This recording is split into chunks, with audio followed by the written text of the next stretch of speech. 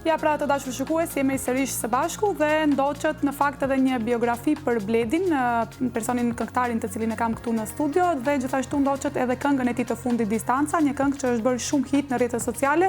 Besoj që shumë prej jush mbase e kanë dëgjuar, por mbase edhe nuk e kanë ditë se kush fshihet pas kësaj këngë, kështu që do ta ndiqni sot, do ta shihni sot se kush është pikërisht këngëtari i kësaj këngë që ka thyer rekorde në TikTok, por edhe në YouTube kohëve të fundit. Bledi, mirë se erdhe, faleminderit shumë që je pjesë e emisionit Prizma. Është edhe imja. Bjerë mirë që keni marrë iniciativë të tillë, sidomos për ne shqiptarët në Maqedoni që jena artistat, që më në fund po del në dritë një mbështetje e madhe që e kanë të nevojshme artistat, sepse këtij vendi i mungon se ka shumë artista që janë në hije, qoftë këngëtar ose aktor filmash, pa marrë parasysh çfarë dege, por që kjo mbështetje ka munguar gjithkohës. Kështu që të uroj suksese për këtë pjesë. Edhe shpresoj të arrijmë së manaj. Shumë faleminderit, besoj e kemi folur edhe më herët në fakt, ke thënë që mbështetja ka munguar gjithmonë nga mediat tona në Maqedoni, edhe pse në Shqipëri dhe Kosovë në fakt ke qenë pafund intervista, ke qenë gjithmonë i ftuar në çdo projekt tëndin ke dalë, megjithatë këtu në Maqedoni mbase nuk është shumë ajo mbështetja, sidomos për këngëtarët, kur bëhet fjalë edhe për muzikën komerciale. Megjithatë ne do të flasim sot sepse ti ke shumë për të folur, ke për të folur edhe për rrugtimin tënd, por edhe shumë gjëra të tjera. Unë e përmenda edhe në fillim të emisionit që mua më kanë shkruar shumë njerëz që merre Bledin, thirrë Bledin në emision, sidomos prej Struge, kështu që ta dish që mbështetjen e struganëve ke edhe ndoshta kur nuk e tregojnë publikisht.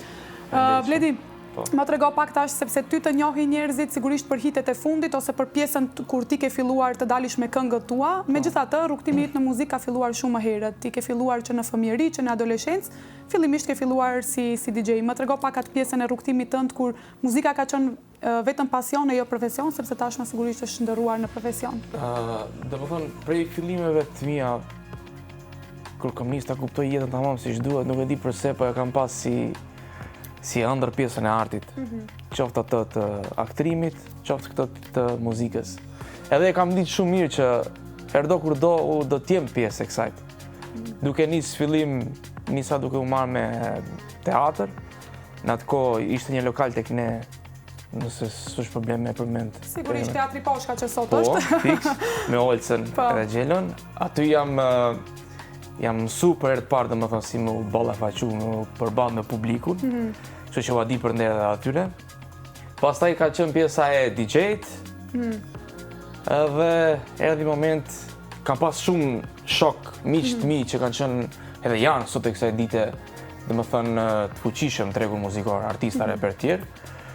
Ne po duke pa ata, duke ditë edhe vetën, edhe ëndrat e mia, qëllime që i kam, ju vazhdova rrugës drejt qëllimeve të mia dhe sot jam këtu ku jam. Je ku je. Kur ka qenë, cili ishte ai momenti që ke thënë unë tash do vendos, ose mbase ka pas ndonjë këngë që ti e ke pas në mendjen tënde e ke krijuar dhe ke thënë që ky është rrugtimi, me këtë do të filloj rrugtimin tim?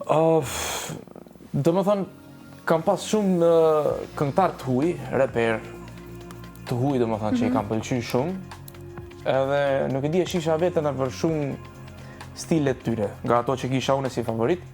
Edhe thash, pse jo të mos e provoj. Me tekstet kam qenë gjithkohës tek shkruas, kam shkrujt. Edhe erdhi momenti ku thash, okej, më mirë me provu, edhe me dështu, se pa provu gjithsesi e dështuar, kështu që doli me sukses. E provove dhe nuk dështove. Normalisht jo. Si ka qenë mbështetja në fillim, shoqëria, familja, kur vendose që ti hysh kësaj rrugë muzikës komerciale, më së shumti repit në fakt, sepse ti këndon edhe pjesë rap në këngët e tua. Si ka qenë edhe mbështetja nga njerëzit që të kanë njohur, një person që vjen nga një qytet i vogël i Strugës, sepse e dim që tregu më shumë mbështet, le të themi, ato që janë prej Shqipërisë, prej Kosove, por që ja ti ke arrit të futesh në tregun e tyre. Është e vështirë me thënë drejtën, me deportu, edhe me arrit me numëru miliona klikime, si që sot i kam arrit, po sepse ditës për ditë ndryshon gjenerata, edhe këngëtare dalin nga ti çdo ditë. Edhe është e vështirë me qëndru edhe me arrit sukses, sepse duke ditë edhe vendin ku jemi, ta shtre me pa drejt me fol, është ndryshe mbështetja që kanë artistat në Kosovë ose Shqipëri, ndryshe që kemi ne këtu. Atje ka televizione, ka emisione, ka programe, gjë që këtu na ka mungu. Shumë kohë. Mi po shpresoj që kjo gjë të plotësohet, ky bashkëllok që është, me që e keni nisë edhe ju, edhe të dalin në pas, se nuk besoj që jam vetëm unë në Maqedoni që merrem me muzikë ose ta quash talent, ka talent për diçka, po besoj që ka edhe shumë tjerë që janë hije që kanë nevojë për një mbështetje të mediave ose të vendit vetë për me ecë përpara.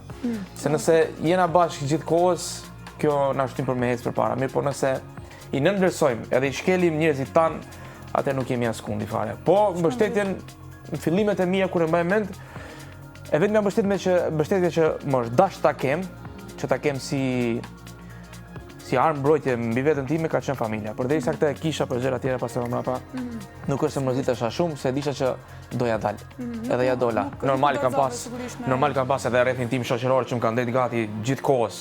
Domethënë kanë lënë edhe angazhimet e tyre për me arrit unë aty ku duhet, se edhe ato vete kanë ditë që nëse arri unë, nuk do të thotë që arri unë, po arrim komplet bashkë. Se unë asnjëherë nuk e çoj veten unë, se gjitha gjërat nuk bëhen vetë. Kështu që shiqur Zoti që kam familjen shnosh mirë që më ka përkrahur dhe shoqërinë që më kanë dhënë gati në çdo moment. Sigurisht, ti e përmendë edhe për media që mbase ka munguar e thamë edhe pak më herët, megjithatë, edhe rrjetet sociale mbase e ka bërë pak më të lehtë këtë punën e mbështetjes, sepse ju ekspozoheni edhe në rrjetet sociale. Shqyr Zoti që janë edhe rrjetet sociale, se mos ishin ata, nuk e di, ndoshta 50% e tregut artistave që janë, jo vetëm për mua që dëni po flas përgjithësi, do ishin hije sot. Kështu që shqyr Zoti që i kemi këto teknologji ti shfrytëzojmë për gjëra që kanë rëndësi, jo për skandale apo budalliq. Duke qenë se përmend edhe skandalet, flasim të ndalem pak edhe te kjo pjesa sepse dua ta bëj si pyetje sigurisht, është që në tregun tonë sigurisht që ka pafund, çdo ditë shohim këngëtar të ri, reper të ri, muzikë komerciale të re, por ka shumë raste në fakt që edhe këto këngëtar bëjnë edhe kompromise edhe me pjesën ju në shrën edhe skandaleve, i pranojnë që të bëjnë edhe skandalet, vetëm për të bërë show, nuk di, në çfarë mënyre. Si ke arrit ti që ta ruash edhe këtë originalitetin duke mos u tërhequr në fakt nga këto skandale? Dëgjoj, me kohën që jemi tash, me i pa gjërat tamam siç janë, më shumë hecim budallëq se gjërat me vlerë. Është gjë që shihet. Domethënë, ta marr një shembull konkret në TikTok. Nëse futesh në live tek një person që mundohet me dhënë një mesazh, mundohet me dhënë një këshill ose diçka të mirë për jetën ose për me arrit diçka, do shohësh një audiencë shumë të vogël, ndoshta 50-60 veta. Nëse futesh me një njerëz, me një personazh që sot është lehtë për mu bë VIP, mjafton me dal me sha pena në zhë, nga çat datëri përpara dhe ti automatikisht je i famshëm. Aty ke audiencën domethënë me mia shikueshmëri. Audicion njerëz të ri që po i ndjekin. Edhe kjo është gabim për mua sepse jemi duke rrit një gjenerat të re që mësohen vetëm me skandale, me gjërat pa vlera.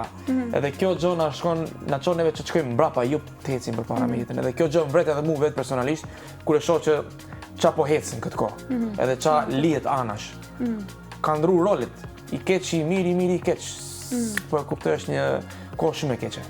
Shumë e vërtet në fakt, por do të dalemi pak edhe tek pjesa e videoklipeve, sepse folëm sigurisht edhe për këto gjëra, megjithatë, për shembull edhe shumë këngëtar të tjerë sigurisht, videoklipet janë çdo herë janë pak a shumë tregojt luksi, pak a shumë tregojt paraja, femrat, atë detyron deri diku edhe tregu që ti bësh pikërisht këto videoklipe edhe kur një këngë mund të jetë shumë emocionale.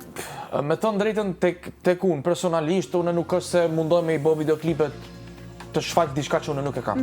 Unë nëse bëj diçka e bëj se e kam. Nuk e bëj diçka që se kam, ose të shtirim dikush që nuk jam.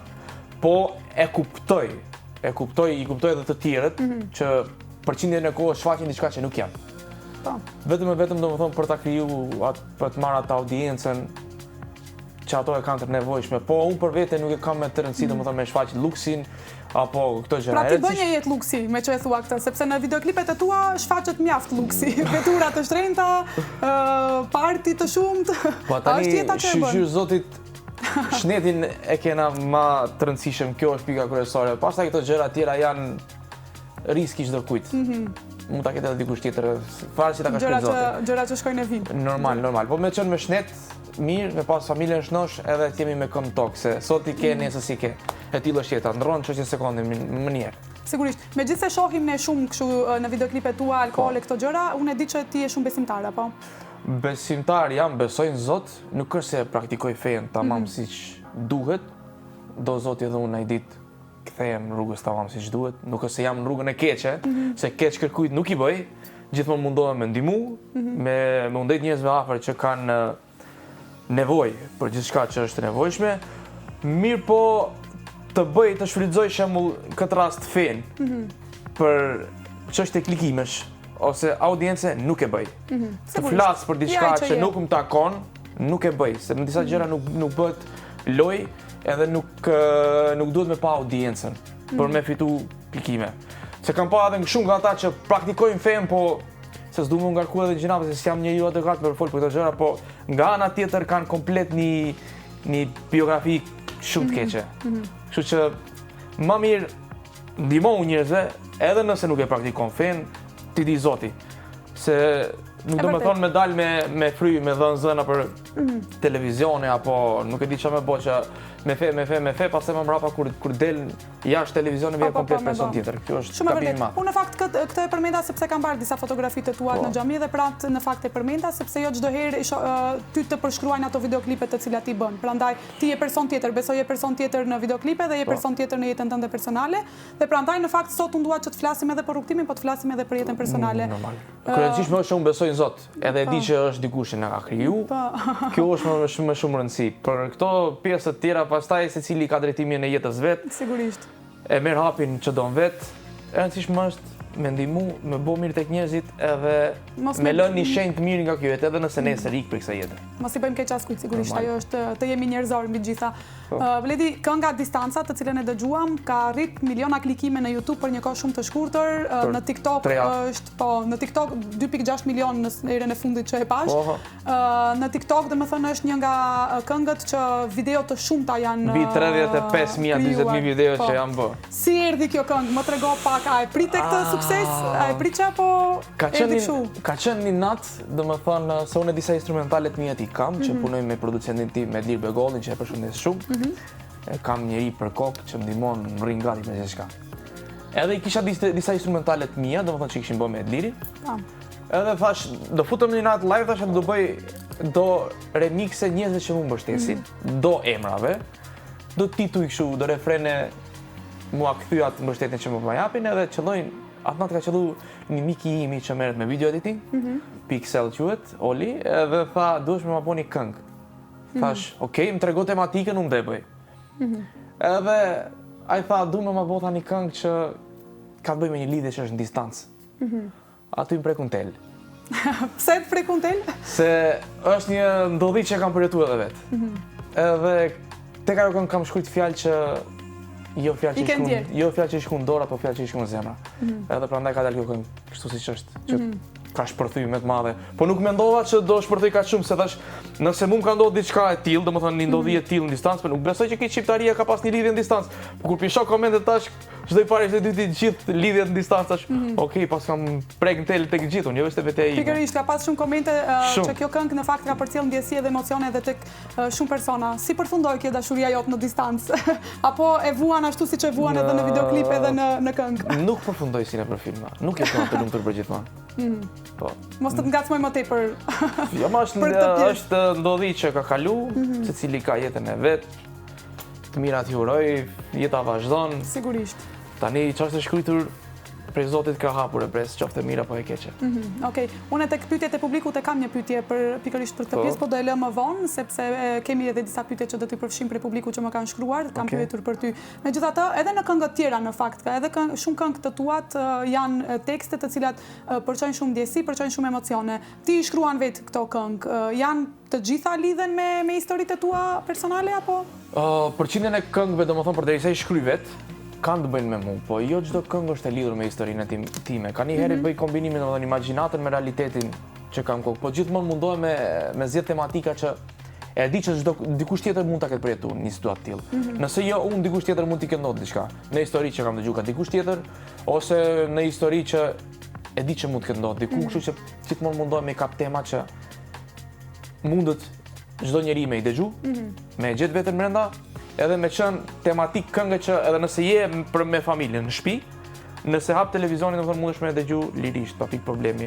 Jo duke me pas atë frikën se mos po ka një banalitet. Sigurisht, nuk e kam bo për fillimin edhe se bëj akoma.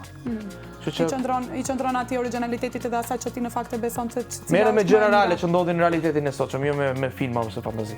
Sigurisht. Bledi, të dalim tash tek një pjesë tjetër e jetës tënde, që ka qenë pjesëmarrja jote në një emision dashurie në Përputhen, që në fakt të gjithë e njohin sigurisht. Çtu desht mordial. Pse hyre në Përputhen?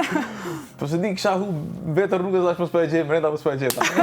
Se gjete, as vetën as dashurinë me sa duket apo? As vetën as dashurinë, vetë hyna vetë dola, po përkundrazi jam falenderues i atij televizionit Top Channel që më ka ndihmuar shumë.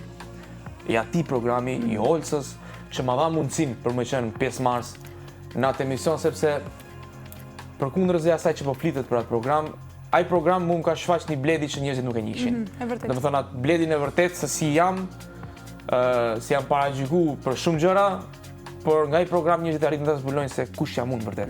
Se unë tek ai program nuk është se kam luajtur ndonjë rol, kam qenë ky që jam, edhe përballë të jetash.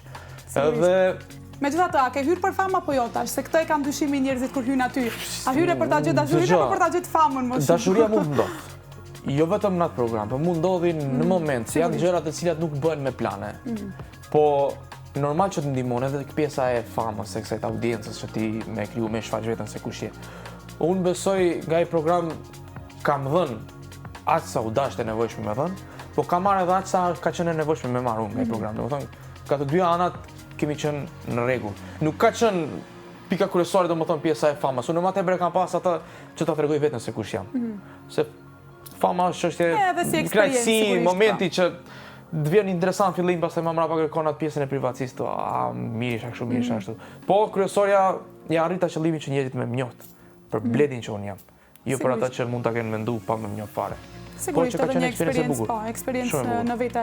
Ke raporte ala me konkurrentët të cilët kanë qenë, sepse ti ke dalë në takime dhe me do vajzat të cilat në fakt kanë qenë shumë të përfolura në atë emision, që sot edhe ato gëzojnë një famë në ditët e sotme, kështu që a ke kontakte, i takohesh? Për takime kam qenë, me sa mbaj mend, kam qenë rekord tek ai program. Edhe pse jam fut më vonë, kam qenë rekord. I kam pas diku 5 javë nga 2 takime brenda një jave. Edhe një moment më që s'durosh ata që duhet me dalë patjetër se s'mban më. E shisha që nuk po krijoheshin as ndjenta, as ndjenjas, as asgjë, okay, arritet deri në pikë pëlqimi, po aq më tepër jo. Ndërsa për kontakte kam gati me të gjithë. Nuk kam raporte këshia me askënd. Domethënë gëzoj një respekt për të gjithë, se ai ka qenë edhe si qëllim në kokën time kur kam hyrë në atë program që pa marrë parasysh se çfarë do ndodhi, në fund ditës kemi edhe një jetë jashtme. Sigurisht. Kështu që do bëhen gjëra tamam që edhe kur dal nga ai program, edhe kur të mbaroj ai program, të kem fytyrë të dal para njerëzve edhe ti përshëndes, edhe me më përshëndet. Po kam kontakt, kam. Sigurisht. Bledi, ti në fakt je përfolur edhe për Big Brother, për një tjetër, le të themi, emision, ose nëse mund ta quajmë. Hyrja jote edhe vjet, edhe këtë vit në fakt që foleshte do hy Bledi në Big Brother, do hy Bledi në Big Brother. Na shuaj pak kureshtje, na do hysh apo s'do hysh tash? Pjesëmarrja ime për Big Brother ka qenë prej kohës të edicionit, domethënë që ka qenë kulminacioni i vet me kohën e Luizit. Prej atë kohë ka qenë për me hy. Mirë, por nuk e di çfarë po se s'kam hy, as vetë nuk e di. Ndërsa viti që shkoi ka qenë ajo buja më e madhe, ai zëri më i madh që do futem. Po. Si thonë një fjalë, ku ka s'është para asgjë, po më mirë që s'jam fut. Se kam qenë në një periudhë shumë të keqe në atë kohë, edhe nuk besoj që do kisha arrit. Tani nuk do futem ose do futem, nuk e di. Po një gjë është e sigurt. Nëse unë futem në atë program, dijes unë më fitoj finale. Do të thon po premton shumë që kjo gjë është e sigurt. Nëse të vjen një ftesë, nuk do e refuzoj apo? Dëgjoj. Ajo është për një program që çdo kush do të dëshiron të më të pesë. Është një shtysë shumë e madhe për ty si person, si artist, për më dhënë më të mirë mundshme, domethënë për veten tënde nëse ke synime për marrë diçka në jetë. Mirë, po unë e di shumë mirë, edhe një veten time kush jam, nuk e di ja do futem ndonjëherë, nuk është se kam ndonjë vendoshmëri të saktë. Por që e di që nëse unë jam në atë program, unë e di që e fitoj. Pra po i premton fansave që mbase edhe do të ketë diçka. Ajo është. Ta lëm me kaç atëherë. Miliona herë sigurt. Le ta shohim se do të jetë në vazhdim. Një gjë tjetër tek të cila dua të ndalem është se ti në një intervistë, sepse do dalim pak edhe tek ajo pjesa për të të ngacmuar edhe për jetën personale. Në një intervistë të kam pyetur nëse do zgjidhje mes një femre të shumtuar por inteligjente apo një femre të bukur dhe budallaçe. Këthan këtë të dytën, që do zgjidhje në femër të bukur dhe budallaçe. Kjo intervistë mbase ka 3-4 vjet. A mendon ende këtu apo je ende për këtë? Valla, me të drejtën duke pasur çfarë po bën sot teknologjia, mjekësia, e gjitha këto që kanë avancu, kanë arrit me bë ndryshimin komplet tek një njeri, po e rëndësishme është me pas mendjen e plot. E pas ke ndryshuar mendimin, domethënë. Do të me pas mendjen e plot. A ishte dikush që ta ndryshoj këtë mendim? Jo, vetë situata e jetës. Mendjen, domethënë mendjen nuk e ndryshon dot. Ndërsa bukuria zgjat 3 ditë. Tek mendja është vështirë me ndërhy tek një njeri. Kështu që mirë që pas ke ndryshuar edhe mendimin. Analitikisht, nuk e di se çfarë situate kam qenë që kam thënë, po, me që kam thënë s'ka gjë. Po kryesorja i kuptoj. I kuptoj disa gjëra edhe i korrigjoj kur është e nevojshme. Njëri jam edhe unë, mund gaboj ndonjëherë. Sigurisht mund të ketë qenë edhe momentit atëherë ajo. Momentit varet çka kam qenë të vendu në atë situatë, po e di që mendi nuk e ndryshon ndonjë disa fytyrës. Ka ardhur një teknologji, një kohë që e ndryshon nga momenti në moment.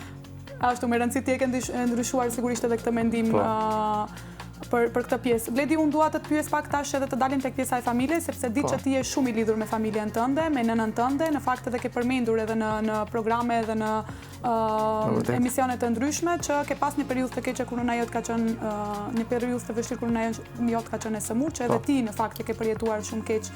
Më trego pak tash si e ke lidhje me familjen. Sigurisht që vazhdon lidhja me familjen tjetër ngushtë, ajo diskutohet, megjithatë ke projekte të tjera me të cilat punon dhe sa ke kohë që të rish edhe me to, të kalosh kohë me to. Kohën e fundit jam më tepër në rrugë se me familjen, por që me familjen kam një raport shumë të afërt, sepse ka qenë dora e ngrohtë që gjithmonë më kanë dhënë gati për gjithçka. Edhe jam krenar për familjen që e kam. Në fillimet e mia, me sa kujtoj unë, si adoleshent, si djaliri, kam pas qëllimin, domethënë, për me arrit gjërat e mia, domethënë me kënaq veten. Ndërsa sot me këto mendime që kam, me këto hapaniet që i kam bë, i vetmi qëllimi im në jetë për momentin është që të arrij atë që dua unë vetëm për me i bë krenar familjen time, jo për kënaqësitë e mia. Tani kjo është pika kryesore, domethënë me bë krenar familjen time për mundin, sakrificën që kanë dhënë për mua. Nuk i shoh më pjesën e kënaqësive të mia apo arritjeve të mia. Është vetëm familja. Me i bë krenar ata. Kur ata janë krenar me mua dhe janë të lumtur me mua, edhe nuk ju dhimbset, nuk jam pishman për atë që kanë bërë për mua, jam 3 fish më i gëzuar se ato. Normalisht borxhet që kemi ndaj familjes nuk i shlyejm dot. Jo në këtë botë, po as botën tjetër, por që derisa ti kemi ti vlerësojmë, edhe ti gëzojmë, ti urrim afër, se njeriu në jetë kalon 2 fëmijëri. Kohën kur lind edhe kohën kur plaket. Kështu që në të dyja situatat kanë nevojë për ne.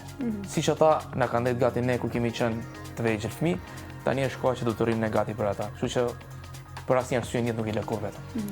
Shumë mirë. Kjo është në fakt edhe një mesazh që jepet edhe tek të gjithë shikuesit. Datë, surprizë. Momenti që më kërkua video mesazhi, tash okej, unë do e bëj. Ndoshta jam e vogla e shtëpisë, por jam suportuesja jote më e madhe dhe gjithmonë kam qenë. Sot dua të them më shumë se kur se gjithë familja jemi shumë krenar për ty. Ti ke deportuar aty ku neve ndoshta dhe nuk mund ta imagjinonim, dhe gjitha fjalët dhe këshillat tona i ke mbajtur vatë në vesh dhe sot je këtu ku je. Ndihemi shumë të lumtur që të kemi ty pjesë e familjes tonë, që na e ke zbardhur faqen dhe nga lart dërgoj shumë përqafime dhe shumë urime për gjithë sukseset e tua. Të përqafoj fort. Bledi, unë të dua shumë të dadi ma e mirë në babë. Qëllimisht e përmenda edhe familjen para se që kaputemi, sepse i kërkova që t'i bëjnë pikërisht këto surprizat. Faleminderit shumë edhe motrës së Bledit, gjithashtu edhe mbesës së vogël aq e bukur. E di që ke një lidhje shumë të veçantë edhe me mbesën, por edhe me motrën. Motrës ju uroj ditëlindje, se ka dhe ditëlindje sot. U bof 100 vjet, ja urojmë edhe ne prej këtu.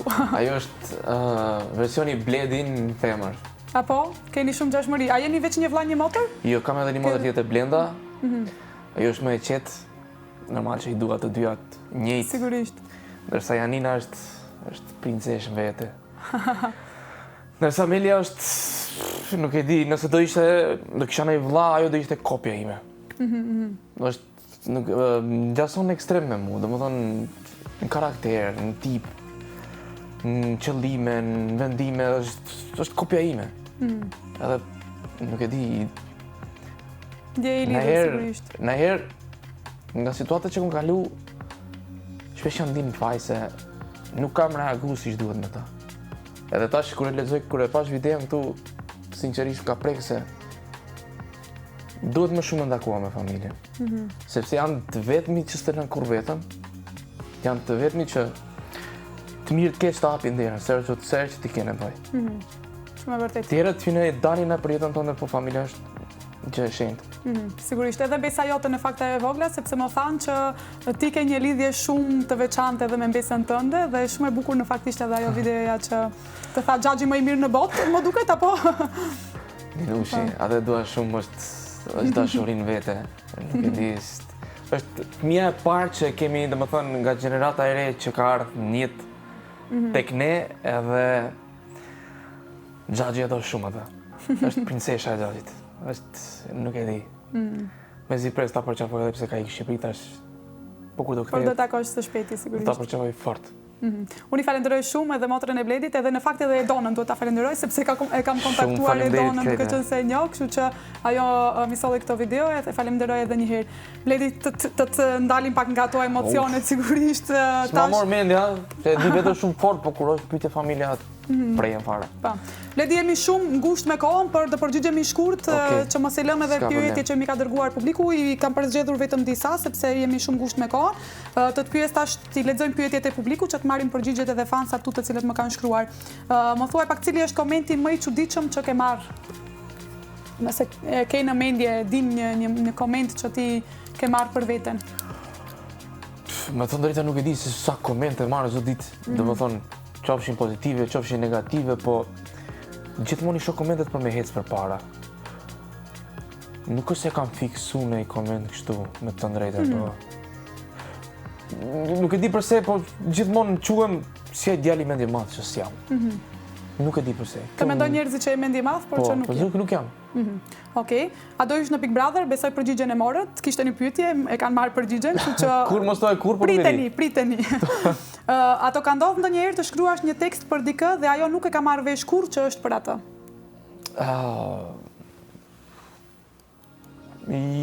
Ja. Mund të ka ndodhur që kam shkruar tekst, domethënë që s'ka të bëjë me histori tjetër time, por që edhe faktikisht ose ke shkruar po ajo e ka marrë vesh.